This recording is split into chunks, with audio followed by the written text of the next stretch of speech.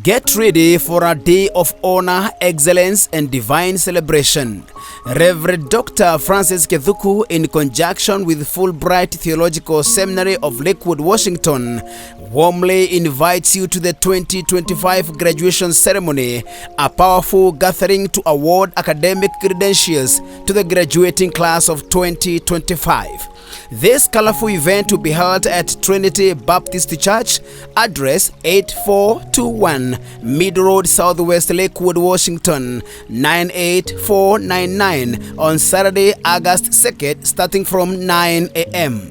This auspicious event will feature commencement speaker Dr. Alice Hinga alongside Dr. Eunice Waithaka, Dean of Curriculum, FBTS.